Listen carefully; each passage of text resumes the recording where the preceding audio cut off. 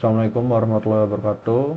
Perkenalkan, saya Ahmad Kadim dari kelas F4812 dengan NIM 1030 124 00230. Saya di sini akan mengerjakan tugas asinkronis week 14 dan 15 dari mata kuliah Algoritma Pemrograman 1.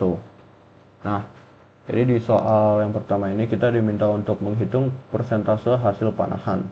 Kita baca dulu. Nih, buatlah sebuah program untuk menghitung persentase hasil panahan. Program akan meminta pengguna untuk memasukkan nilai hasil tembakan secara berulang hingga pengguna memasukkan nilai -1 sebagai penanda akhir atau sentinel. Setiap nilai hasil tembakan memiliki rentang antara 0 dan 10 hingga 10. Hitung dan cetak persentase total nilai dari seluruh tembakan terhadap nilai maksimum keseluruhan. Itu jumlahkan tembakan dikalikan dengan 10. Output program harus berupa nilai persentase dengan format desimal hingga 2 angka di belakang koma.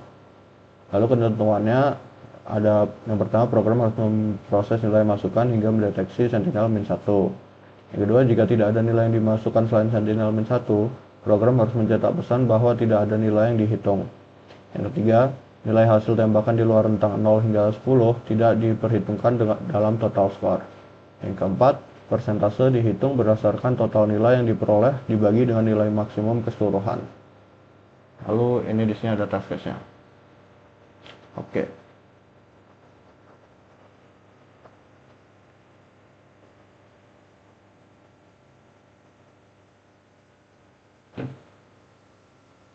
Oke, jadi langsung saja kita buat program yang menggunakan golang. Yang pertama kita buat menggunakan golang.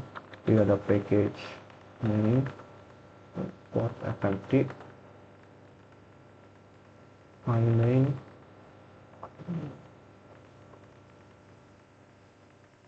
Nah, pertama kita buat variabel dulu. Kita akan menggunakan variabel x sebagai inputan, s sebagai skor, t sebagai total, dengan ini integer. Lalu ada variabel p buat persentasenya dengan tipe data float 64. Oke, jadi lalu kita input, kita scan dari variabel x-nya ini. Lalu kita buat permisalan if x sama dengan -1, maka akan mengoutputkan tulisan tidak ada nilai yang dihitung.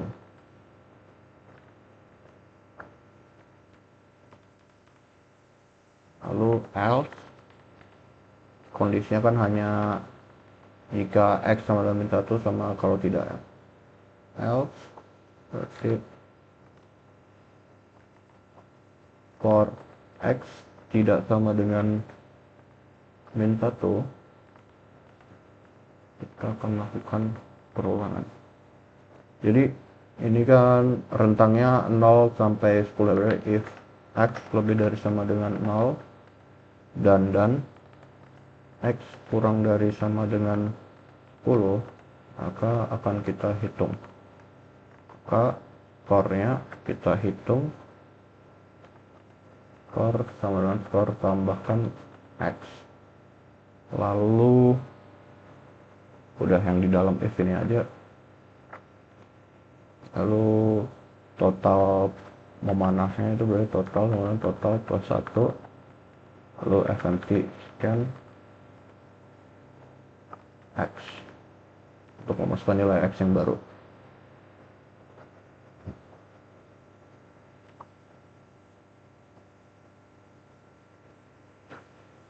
Nah, lalu untuk persentasenya berarti persen p sama dengan, berarti kita plotkan dulu, plot 64 dari skornya dibagi dengan plot 64 dibagi dengan plot 64 dari t dari t dari T dikali dengan 10, lalu dikalikan dengan 100 supaya menjadi persentase. Lalu kita fmt print,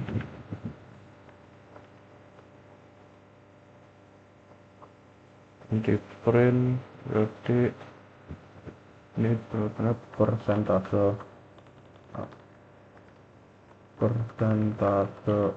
or itu berarti di belakang dua angka di belakang persen berarti 2F per, karena ada persen berarti persen. Lalu ini P, ini print F, maaf. Nah, kita save, lalu kita coba jalankan programnya. Go run panah.go. Kita masukkan 8, masukkan 9, masukkan 7, kita masukkan min 1. Keluar sesuai dengan test case. Lalu kalau kita input min 1, keluar sesuai dengan yang ada di test case. Lalu 10, 15, 5, 12, 1 sesuai dengan yang ada di test case, karena 12-nya kita abaikan di sini. Lalu sekarang kita akan mentranslate dari Golang ke pseudocode. Oke, jadi pertama kita tulis dulu program panah dengan kamus, ada x, s, t dengan variabel integer, lalu ada p dengan tipe data atau variabel real. Lalu masuk ke algoritma. Nah, di sini kita inputkan dulu input x. Lalu sebenarnya di sini kita juga bisa memberikan nilai dulu ke s sama dengan 0 dan t sama dengan 0, supaya walaupun sebenarnya defaultnya sudah 0 ya, cuma lebih baik diberikan sebenarnya. Lalu kita ini s sama dengan 0 dan t sama dengan 0. Lalu masuk ke if x sama dengan min 1, dan kita akan mengoutputkan output tidak ada nilai yang dihitung. Else, kita masuk ke else-nya. Else-nya berarti while x tidak sama dengan 1, tidak sama dengan min 1, do. Nah, di dalam while ini kan kita pakai if lagi ya. Berarti if x lebih dari sama dengan 0 and x kurang dari sama dengan 10, dan s-nya akan kita tambahkan dengan x. Lalu and if di sini, dan ini t sama dengan t plus 1 tetap sama. Input lagi, input x, lalu kita and while. Nah, di sini p sama dengan, ini p nya nggak perlu ditulis float 64-nya, karena kalau di pseudocode tetap ada koma ya kalau dibaginya sama float. Jadi s dibagi t dikalikan dengan 10, lalu dikalikan dengan 100, lalu output persentase core itu p persen. Lalu and if dan and program. Nah, ini buat pseudocode-nya sudah selesai ya. Nah, sekarang kita akan melakukan tracing. Nah, kita akan mengambil test case nomor 3 karena test case nomor 3 ini melingkupi semuanya ya. Jadi ini input pertama 10 ya. Nah, di sini kita inputkan 10. Nah, kita lakukan pengecekan pertama if x sama dengan min 1 dan output ini. Karena x nya sama dengan 10, jadi tidak memenuhi syaratnya, jadi langsung masuk ke else. Lalu ada lagi while x tidak sama dengan min 1, do, kan 10 tidak sama dengan min 1, jadi masuk ke sini. Nah, if x ada di rentang 0 sampai 10 dan dilakukan ini s sama dengan s plus x, 0 ditambah dengan 10, jadi s nya sekarang bernilai 10 ya. Lalu and if masuk ke t sama dengan t plus 1, t nya jadi 1, lalu kita masukkan inputan x baru yaitu 5. Nah, ini kita cek lagi, 5 tidak sama dengan min 1, berarti dilakukan perulangannya. Ini 5 ada di rentang 0 sampai dengan 10, maka S nya nambah, yang sebelumnya 10, berarti 10 ditambah dengan 5, S nya jadi 15 sekarang. And if T nya 1, sebelumnya tambah 1 jadi 2, lalu kita inputkan nilai X lagi, X nya 12. Dicek lagi, 12 tidak sama dengan min 1, jadi perulangannya tetap jalan.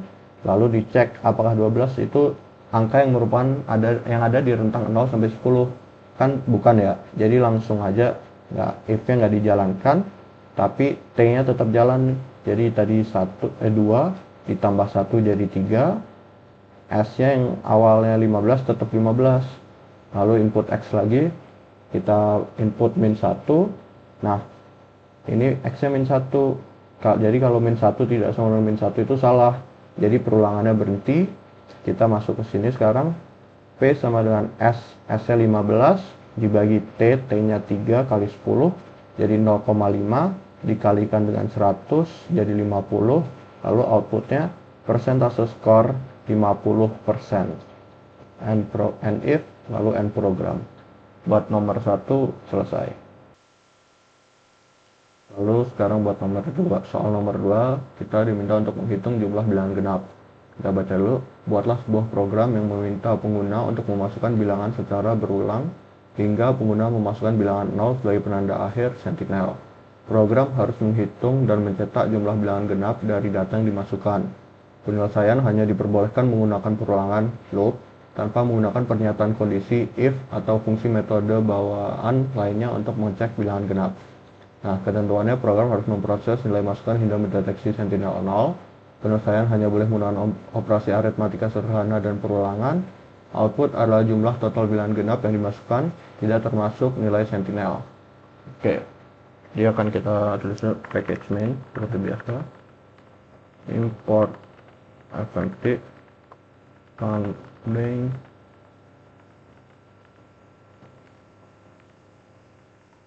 Nah, lalu buat variabelnya kita akan menggunakan var x, b, dan genap untuk data integer. Lalu kita masukkan ini dulu x nya. Dan kita akan menggunakan while untuk perulangannya for x tidak sama dengan 0 ke b nya itu sama dengan ini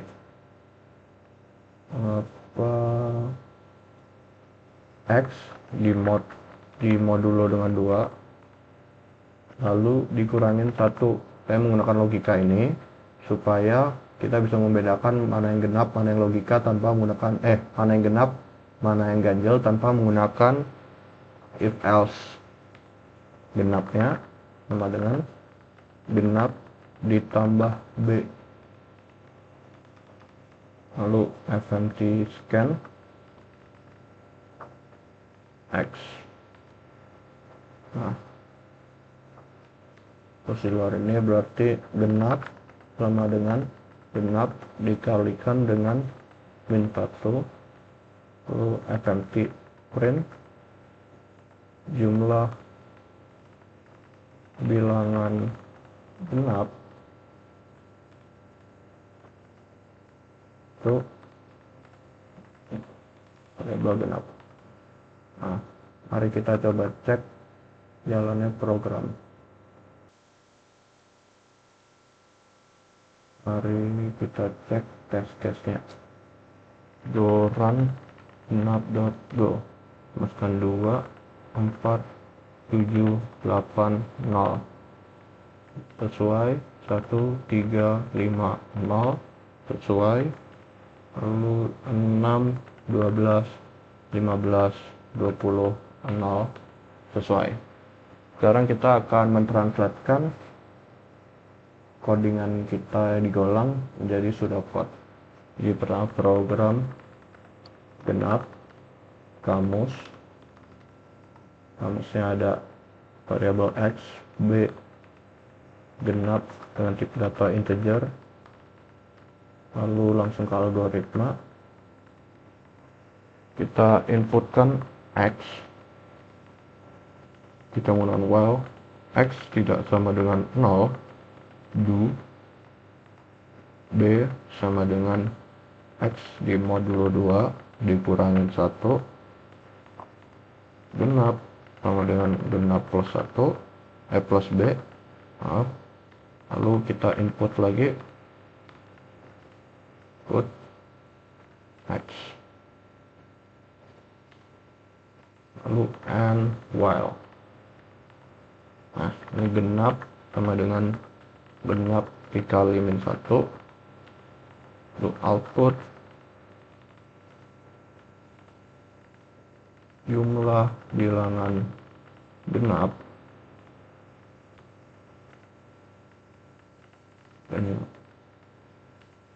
and program. Ini ada typo di sini. Output output.